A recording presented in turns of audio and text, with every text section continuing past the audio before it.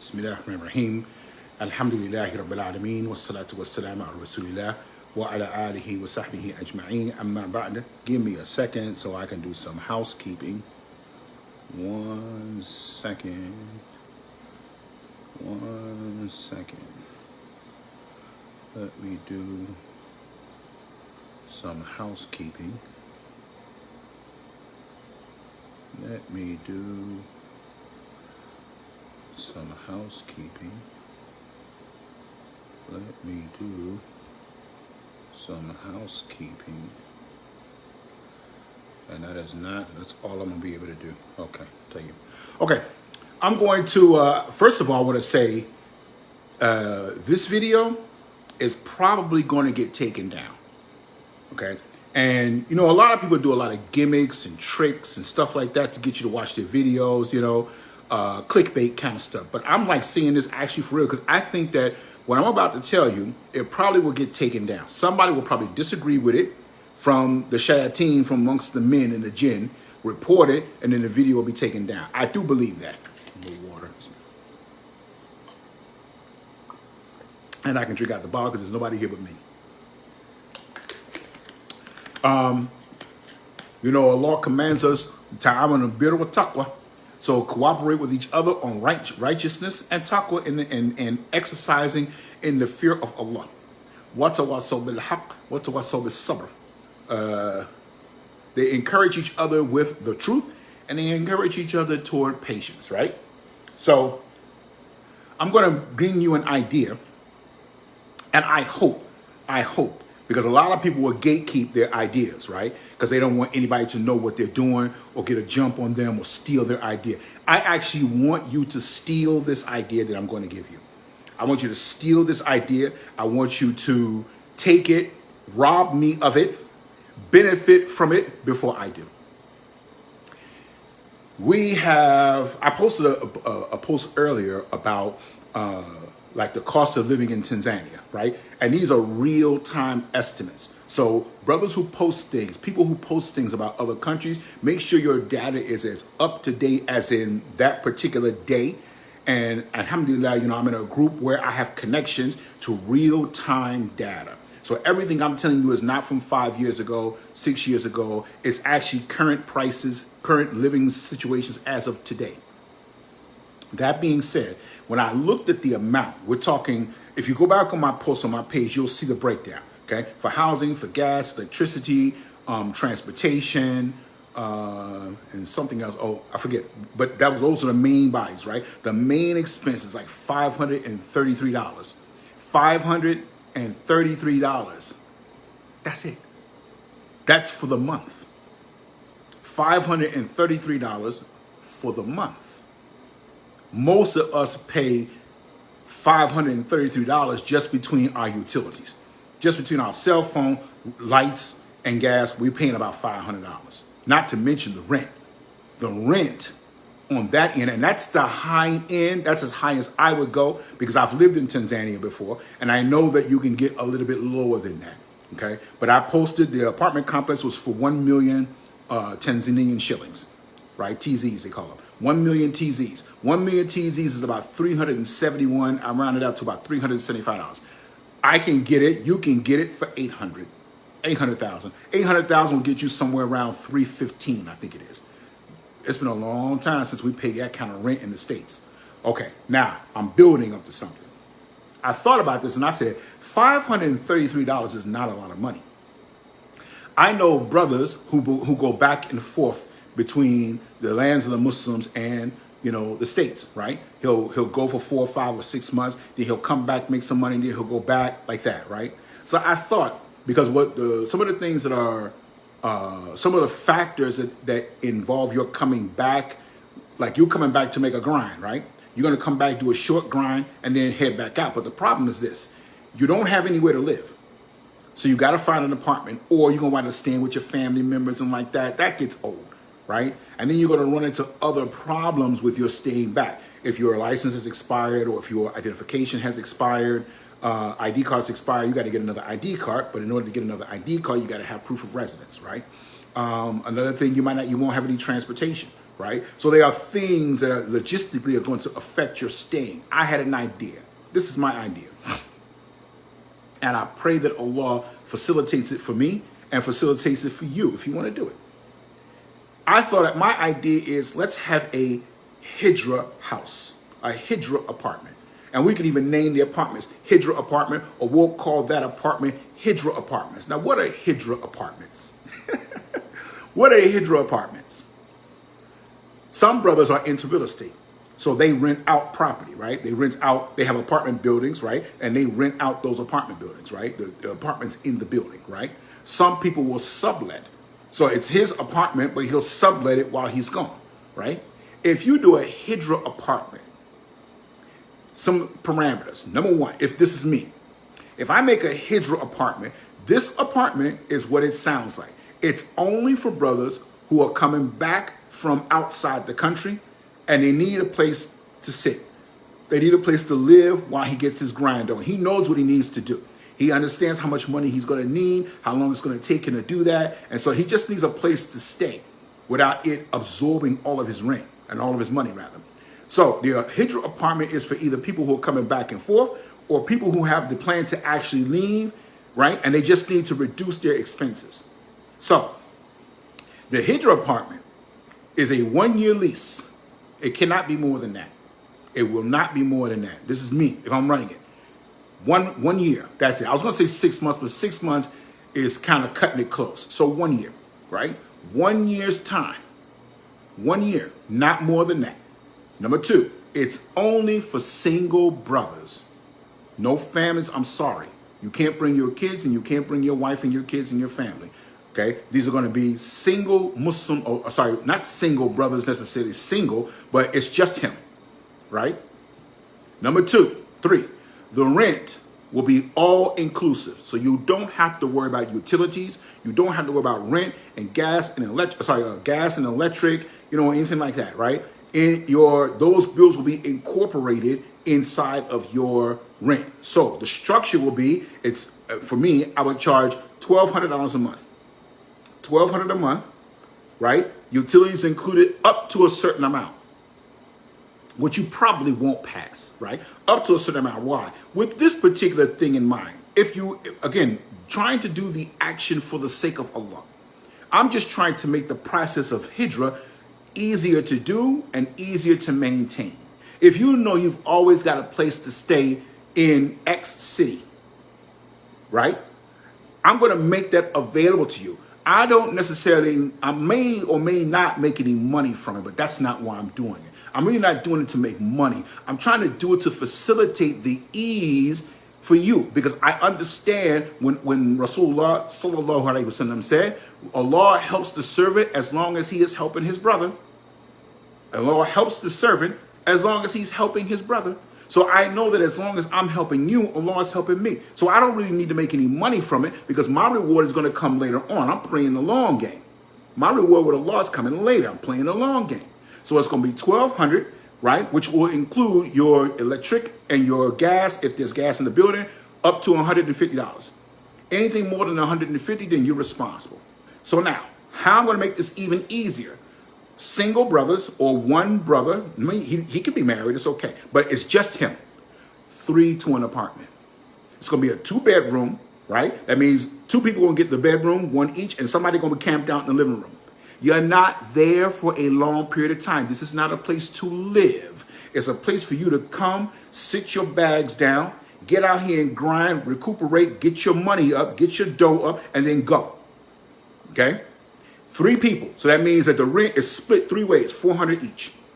$400, man. You can find any job paying $10, $11 an hour, 40 hours a week. If you bring in 40 hours a week and you're making at least, say, $12 an hour, right? Because most places, you can't really do this on $7.50. I think it's a minimum wage, $7.25, $7.50. That's going to be more difficult to do within the year's time, because you want to stack as much bread as you can. Right? So you're going to need at least $10 minimum. Now, you might not get a full-time job, but you're going to be grinding. You are only here to grind. You ain't getting comfortable, because your actual house is in Egypt. It's in Tanzania. It's in Nigeria. It's in It's in Kenya. You know, that's where your actual house is. This is just where I'm sitting to get my bearings together, find me a job I can grind on. So that means what? I'm grinding 2 jobs at a time. Maybe I got a full-time and a part-time or 2 full-times, but I'm trying to grind at least 35 hours. At least 35 hours a week. At least. That's the minimum.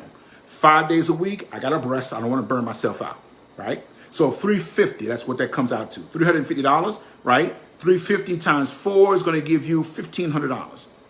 Okay? 1,500 minus 25%, it's going to give you somewhere around $1,150, if my math is right. Good. I'm taking it out for taxes, right? So $1,150. Your rent's only $4. Your rent's $4, which means you got $750 left, and then you're going to minus for maybe bus fare and for food. So take out another 150, maybe 200. Let's say take out another 150, right? We're talking about across the month, so maybe 200. So take out 200, that's $950. Your total expenses in Tanzania, the example I gave you, are only $533. You got 900 left. Bank it. Next month, after the smoke clears and your expenses, you got another 900. Bank it. If I do that for a solid 12 months with no break, if I take 900, which is what I'm netting, not gross, net. When I net 900 times 12 months, I come up with $10,800. If I take my rent and my expenses in Tanzania, which is only $533, if I do that times 12 months, I'm going to come up with 5,330 plus another 1,000. It's going to come up to about $4,500, around $4,500 for 1 year. I got 10,000. I got 10,000. So I could just say, hey, I called the owner. I said, listen, come to the house and pick up the rent. When he comes to the house and pick up the rent, I'm going to put it all in his hand at one time for the whole year. I'm done. That's the rent. The rent's only $375. $375 times 12, $3,750. That's $4,500. So I'm going to put $4,500 in his hand right now. I'm going to be here for the next year. I'm not going nowhere. Now I can breathe. That's a headache I don't have. Trying to worry about how I'm going to get the rent, how I'm going to get the rent, how I'm going to get the rent. It's a headache I don't have now. I paid this man a solid year in advance. And again, mind you, $375 is the high end because you can find them for $800. You can find something for $800. So if you find something for 800,000 shillings, and I'm not talking about squalor, I'm talking about a furnished place, 2-bedroom, 2-bath, right? You're not living fabulous, but you are certainly, without a doubt, comfortable. I have done this, so I'm speaking from experience. Nice furniture, nice area, you know what I'm saying? No loud stuff. You're around a lot of Muslims, you know, for the majority, you're around Muslims. Your utilities and everything is taken care of. That's all you got to worry about. It's just the rent. So if I'm running 800,000, that's $315 a month for rent, right? So I take 315 times 12. That's going to be 3,150 plus 730, 3,150. That's going to give me $3,880. Do the math.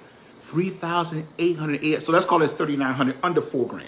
Let's round it off nice and neat and put a bow on it and say $4,000. $4,000. When I went back, I had $10,000. I had $10,000 minus the ticket if I'm just starting, or not inclusive of the ticket, because when I came back on a round trip. You have to put certain things on yourself so that you can box yourself in to move and not get comfortable. My rent's only $400. Okay, I'm rarely ever home because I'm out working.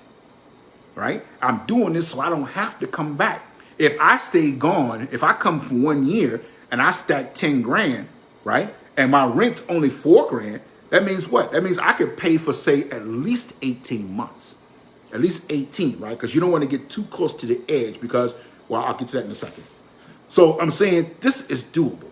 This is for brothers or families that you don't have. A lot of these places where you go to, they want you to have some kind of degree, some type of college education, some type of university experience and stuff like that, because they don't really hire Westerners for manual, local labor type jobs. But a manual job, a labor type job, a run-of-the-mill ordinary job in America can carry you very far in Tanzania. Very far. You only need to make about $10,000. That's all you need to make. That's all you, sorry, $10 an hour. You only need to make about $10 an hour. That's all you need. So if you grind in 2 jobs, that's going to be even better. But like McDonald's will carry you a long way in terms of the money that you have, even with the taxes being taken out. Even with the taxes being taken out, you're still going to come up on top. You're not spendthrifty. You're not spending money like you're going to stay. Stop grabbing stuff. Stop going places. You're not here for that. You are here so that you can get that money up as quickly as you can, as much as you can, and head back out. You can relax.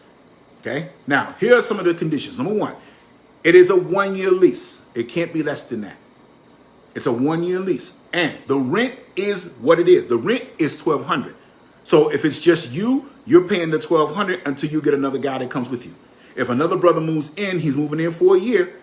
When he moves in, y'all split the rent. Now it's $600. It's not $1,200 each. This is oppressive, right? It's $600. You get the third guy, that's the max. We maxed out at 3 people.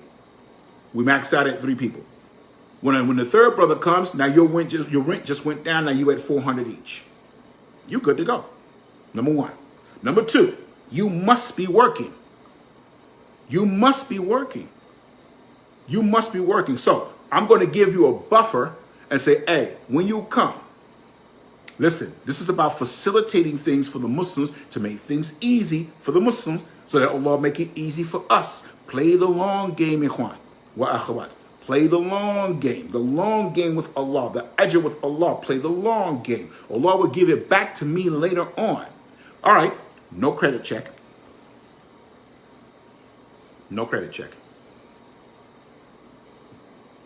You need a place to stay. You got money, I got a place to live when you want to move in. That's how business is done in the majority of the world. Nobody's checking your credit. When I came in here, they said the rent is X. My rent here is 2,700 Riyal, okay, which is somewhere around, I'm around, say it's around 700-800, but it's fully furnished, right? And I paid extra because I don't want anything. I don't want to be buying nothing. I want to come in with the money, with the bags that I came with. And when I leave with what I came with, which is my bags, and that's it. I've done that before with the furniture and have to liquidate it and sell stuff. I don't want that headache. I want my financial footprint very light. So you need a place to stay. The man said, hey, you got the money? It's 2,700. You got the money? Yeah. When can you pay it? I can pay it right now. All right, here you go. Here, sign the lease. Here's the key. Done. Done. What did Rasulullah say to Mu'adh ibn Jabal? He said, you're going to a people, he was sending him to Yemen. He said, you're going to a people who are from among the people of the book. At the end of the hadith, when he was advising him what to do with the people and how to call them to Allah, he said, make things easy for the people and don't make things difficult for people. Make it easy. I'm not going to ask you for a credit check. You got $1,200, Akhi? Well, yeah, but it's me and my friend. Okay, you and your friend. Yeah. Any kids? No. Okay, you and him together, y'all split 600.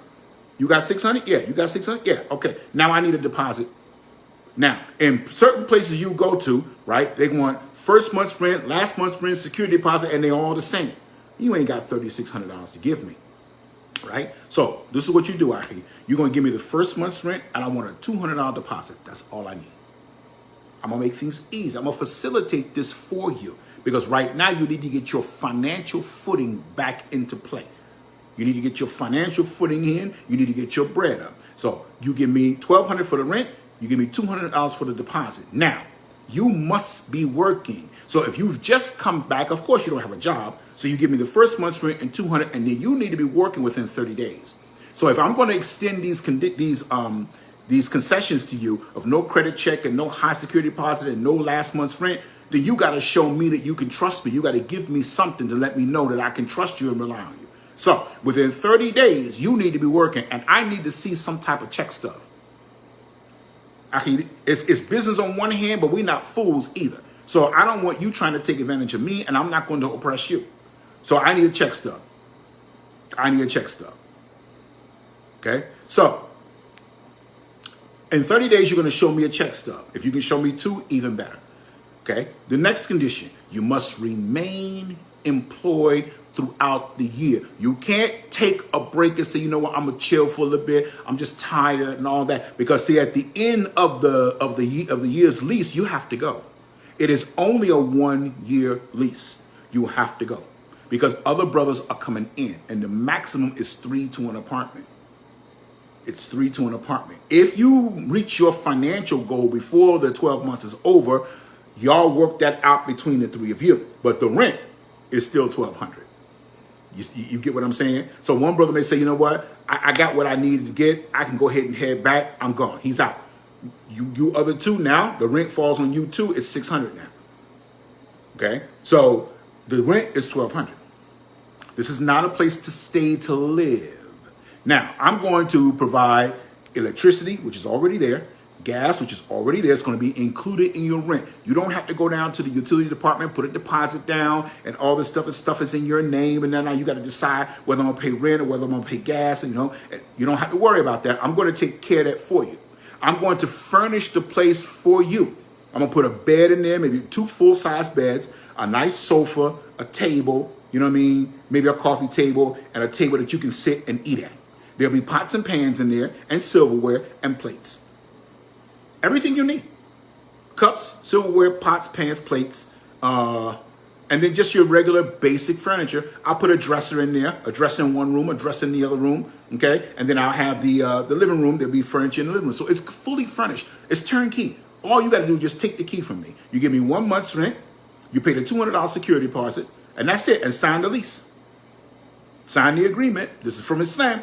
Or you who believe when you enter into transactions over a period of time, reduce it to writing and get a scribe to write it for you. Get somebody to witness it and take witnesses. 1 man, and if there are no men, then 2 women, because 2 women's testimony equals that of 1 man. Why? Because if one forgets, she can remind the other one.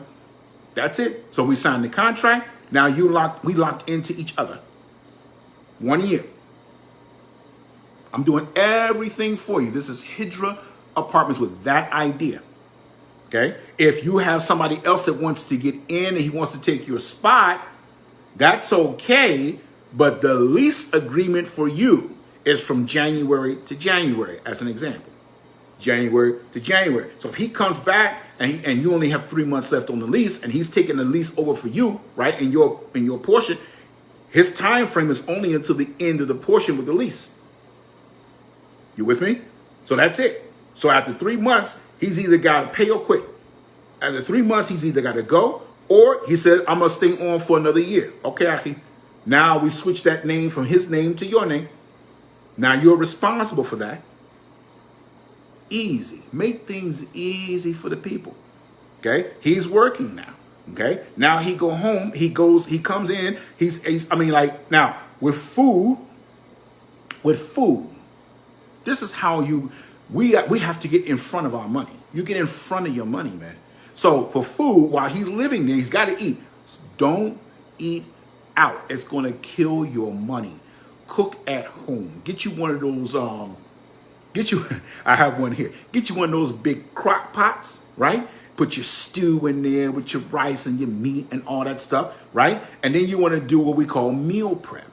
So you got to be thinking, you got to make some changes in the way that you process and do certain things. So that way you can get ahead of this. And once you start doing it, it becomes easier to do because now you know what to do, right? So you do your meal prep. So you go to the dollar store.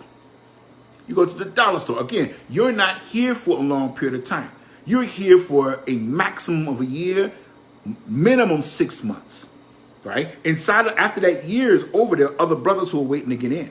So you can't stay. Because I got another brother coming. He's coming in, and you guys are full. One of you has to leave in order for him to come in. But if all 3 of you had just gotten there, he's got to wait. I don't have another apartment. If I have another apartment ready, then he can take that.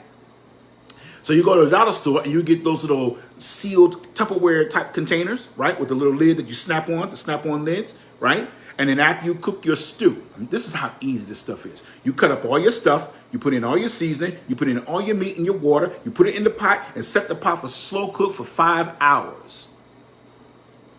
It won't burn. It's going to cook very slowly. Y'all guys know how crock pot works. You come home, the food's already ready, right? So what you're going to do is you're going to take that food and then you're going to take that food and scoop into those 5 containers, 6 containers, 7 containers, whatever you got, right? That's your food, right? So you meal prepped your dinner, right? There'll be now, when I say furnished, I'm going to help you out with that. Refrigerator, stove, microwave, coffee maker, and maybe a blender, maybe. That's it. That's all you need. And maybe one of those electric kettles, the kind you plug in and you turn it on and it makes the water hot like that, an electric kettle. So because I don't want you buying your coffee from the outside.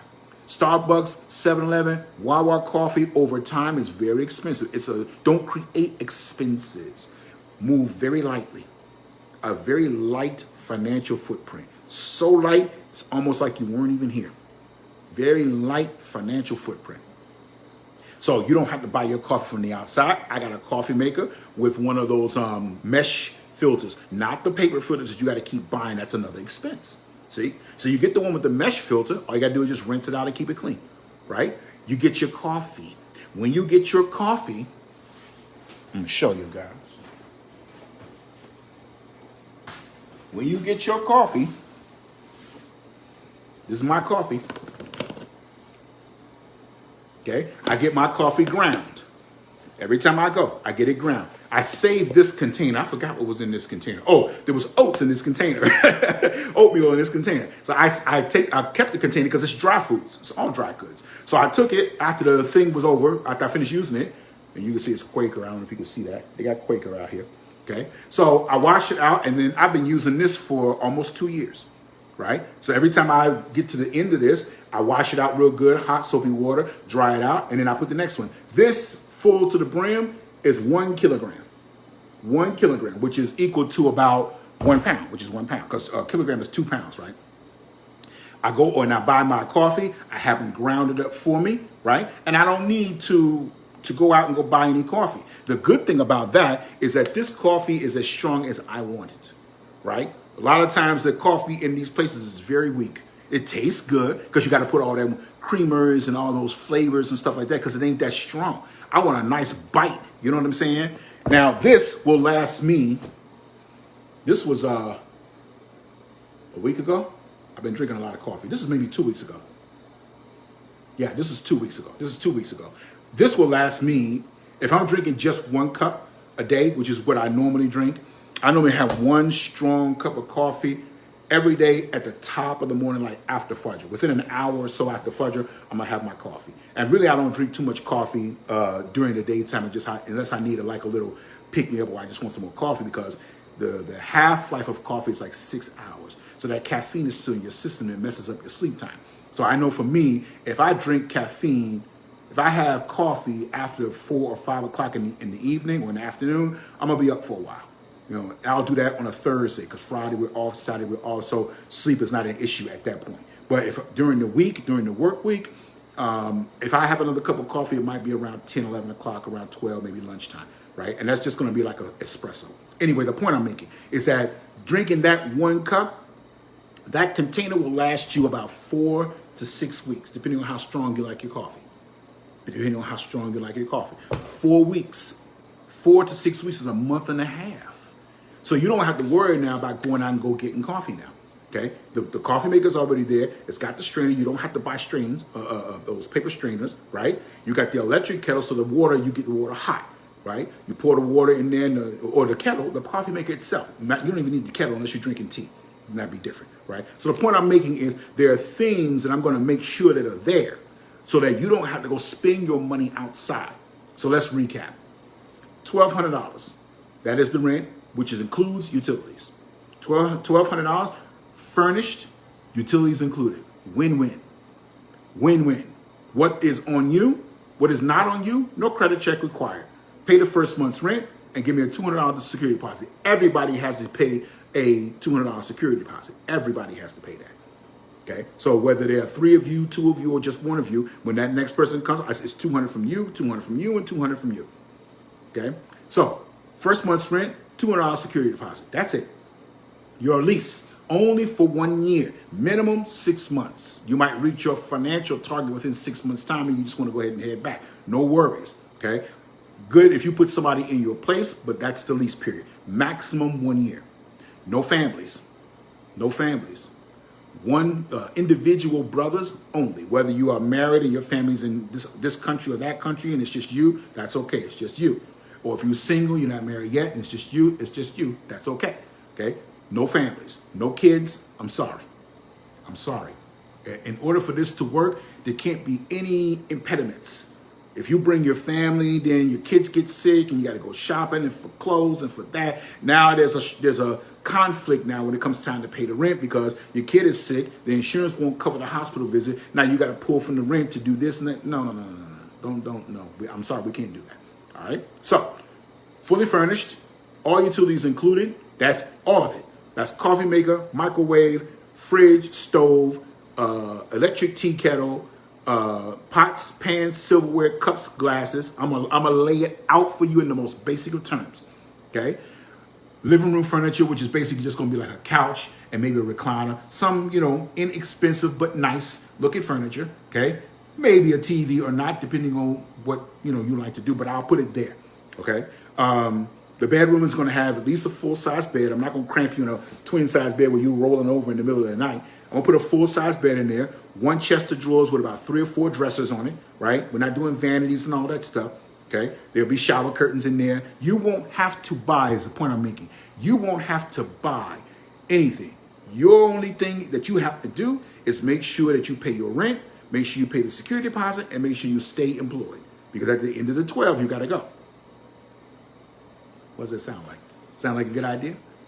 I think it sounds like a good idea. Hijrah Apartments, right?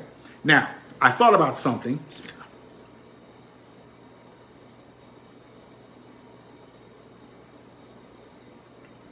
I think I'm part fish, man, because I drink a lot of water. I thought about something as I was leaving out earlier, and I said, you might run into discrimination laws, right? Because you're not supposed to discriminate based on sex and religion, all this other stuff. Because I don't want nobody in my apartment except Muslims. This is for Muslims.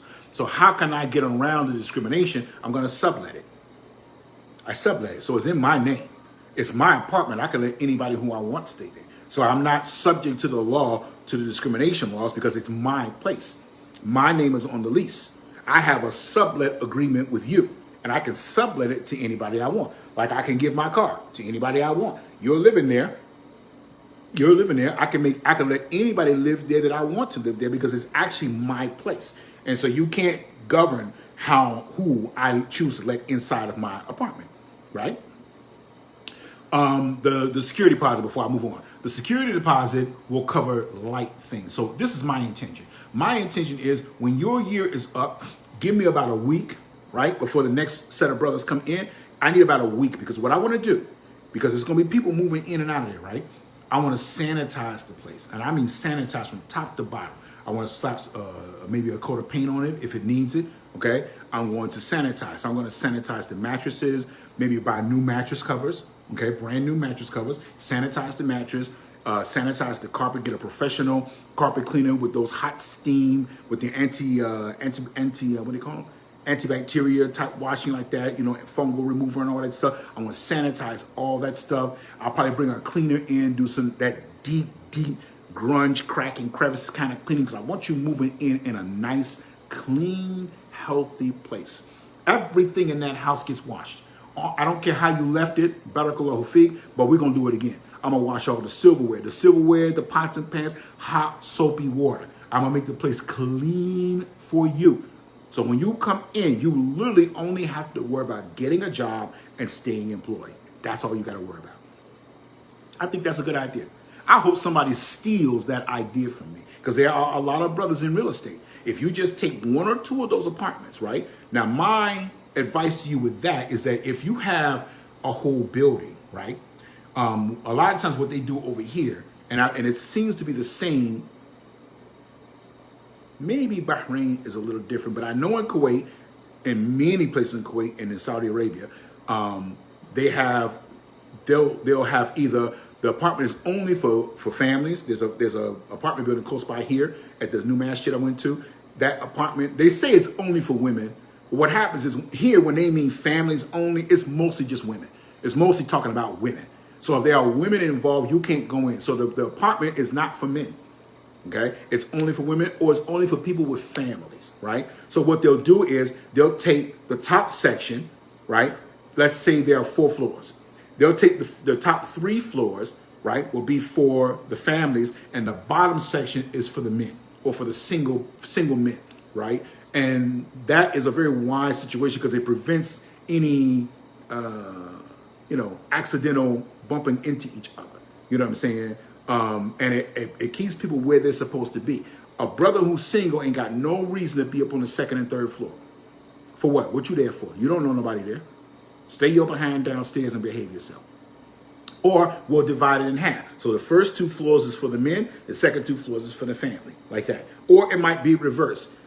The men being up top is good because if it's like our apartments in the States, if somebody banging and jumping on the thing above you, you can hear it, right? Here it's concrete. You can't hear it. The only thing you can hear is the noise coming out of people's houses, like out the door, right? But if they're above my head, I can't hear them. It's concrete.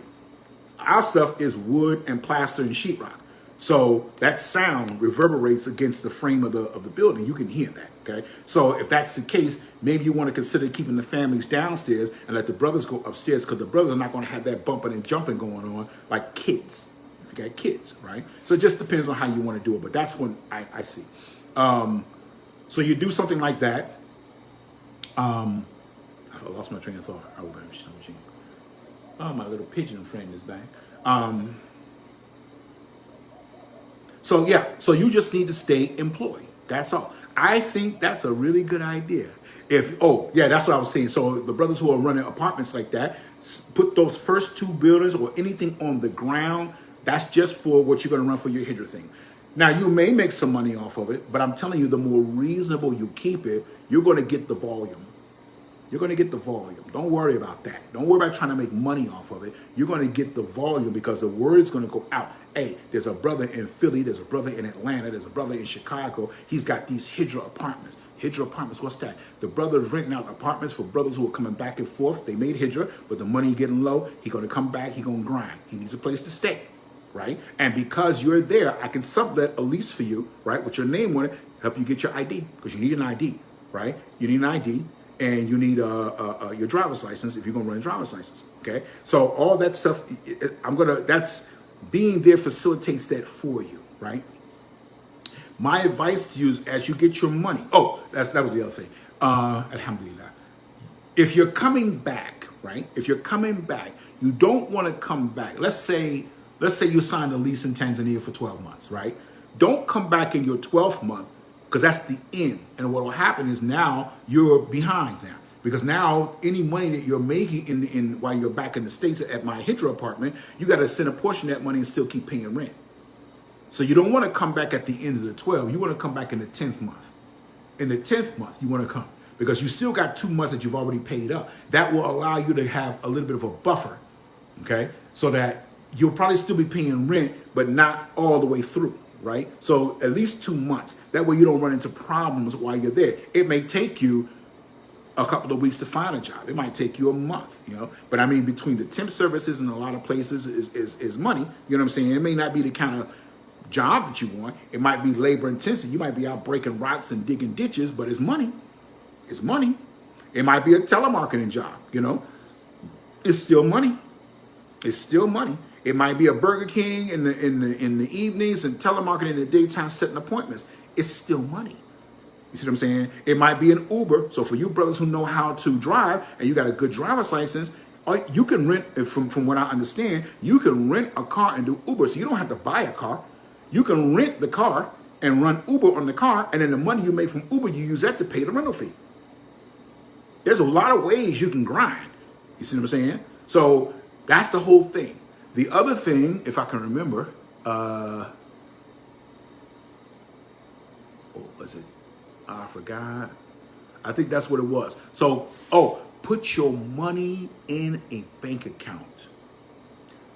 Don't stack your money in cash in your house. Things happen. Somebody find out where your stash is. They got all your money. And I'm sorry, but at the end of the 12 months, you still gotta go.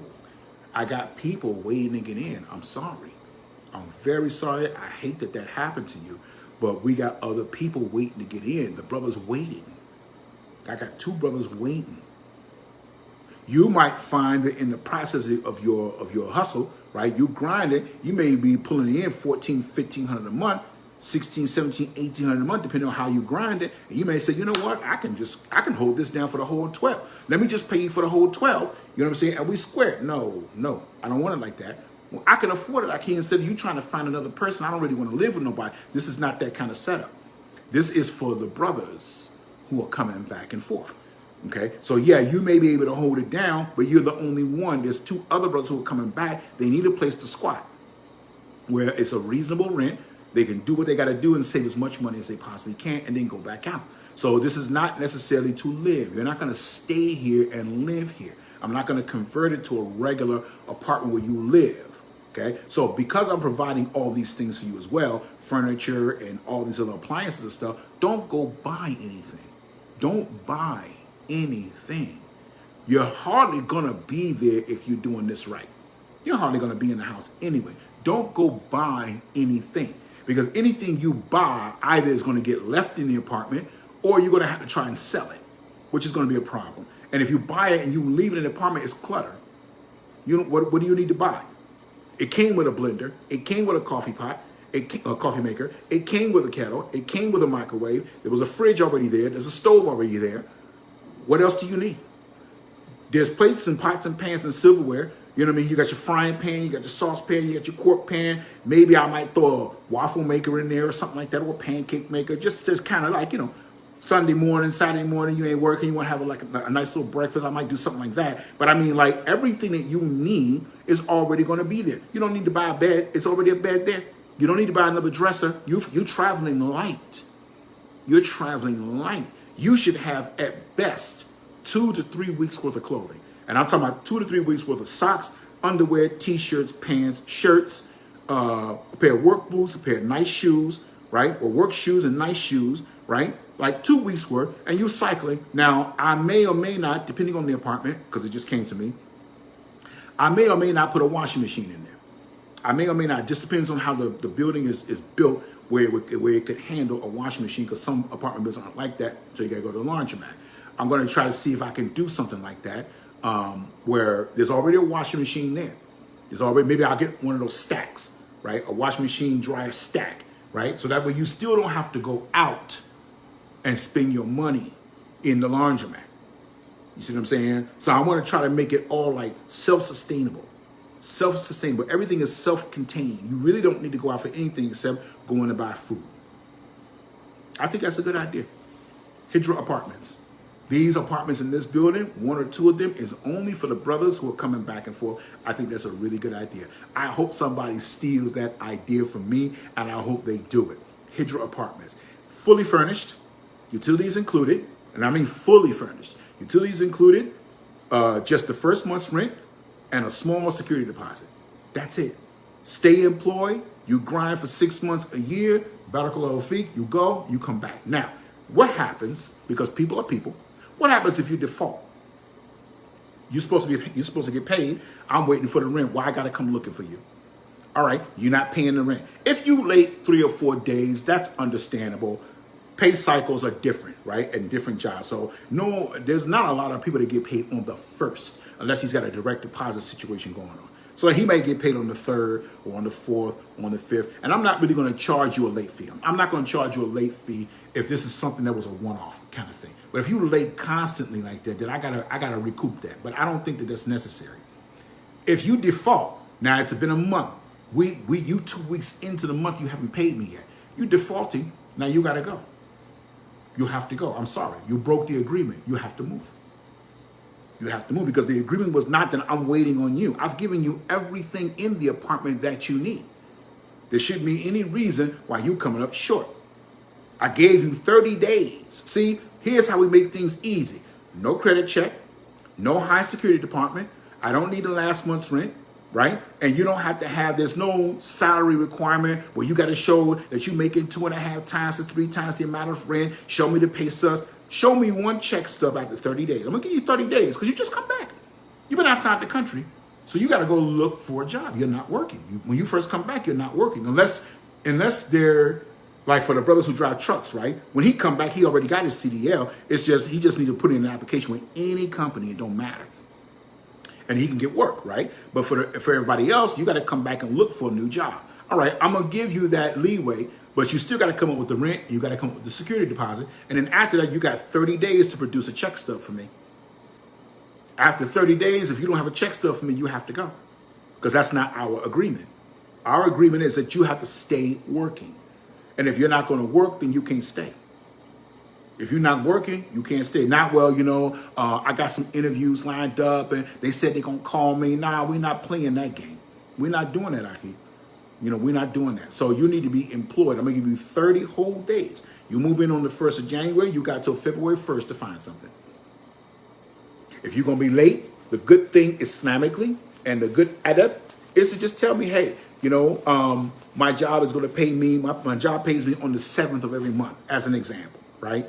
So, or, they pay me on every other Thursday or every other Friday. And sometimes that Friday is going to bleed into the 2nd of the month, the 4th of the month, the 5th of the month, like that. Okay, I can work with that.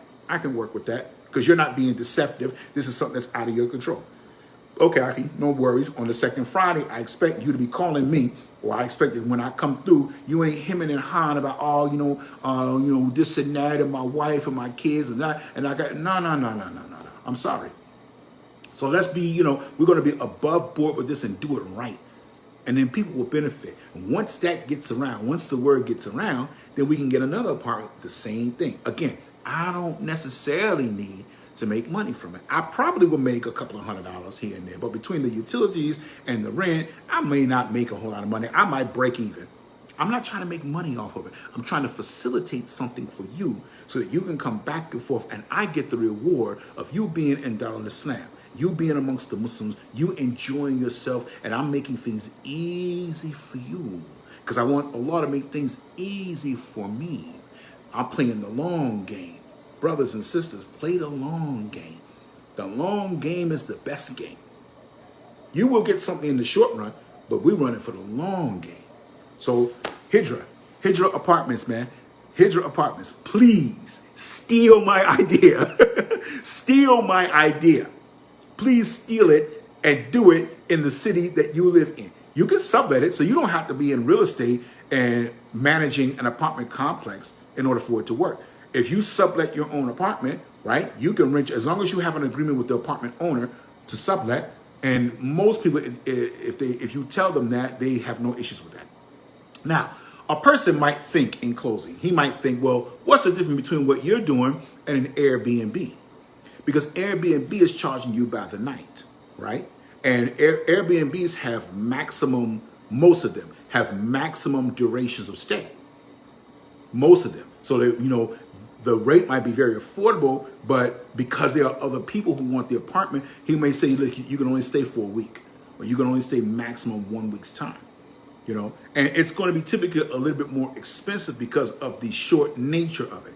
I am on the other end of it. I'm going to flip it, make it very, very less, or make it less expensive, more affordable, so it's sustainable, so that you can continue to do that. And of course, you're paying by the month.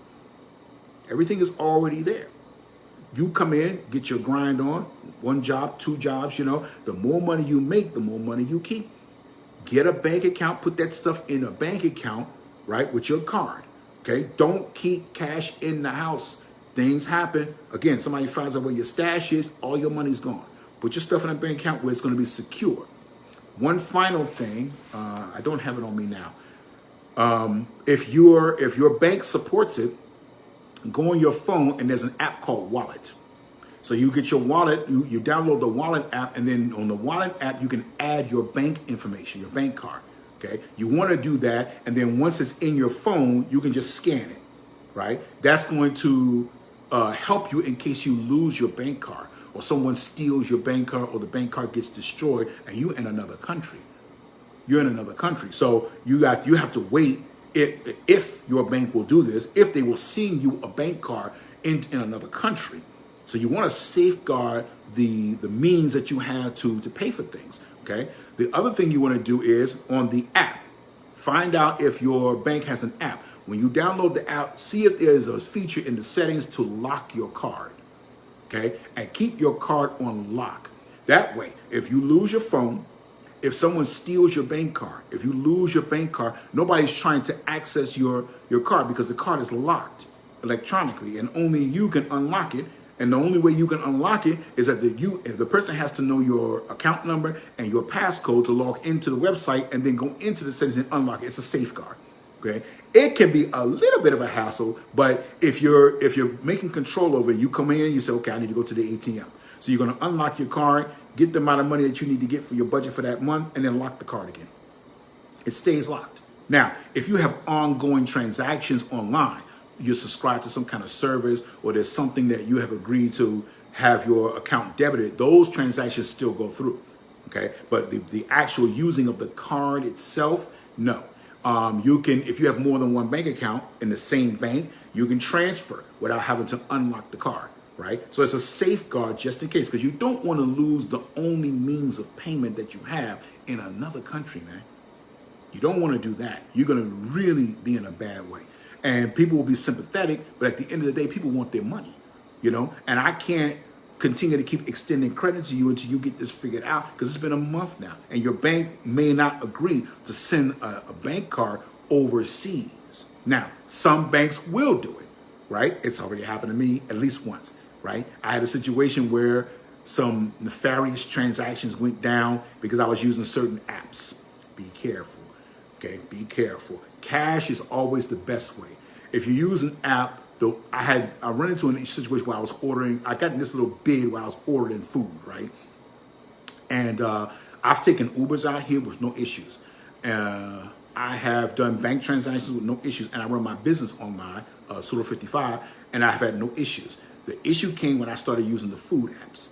So with the food app, that may or may not be secure information, and I start getting all these crazy charges. It happened to me here in Saudi, and it happened to me when I was in Canada. Somebody kept trying to hit my Cash App for $83. It was the same amount each time, $83.60-something every single time. And alhamdulillah, I wasn't upset because I didn't have $83, so you just spitting in the wind. But I had to close that account, right? Which is rare that my account gets hacked. I'm very conscious about stuff like that.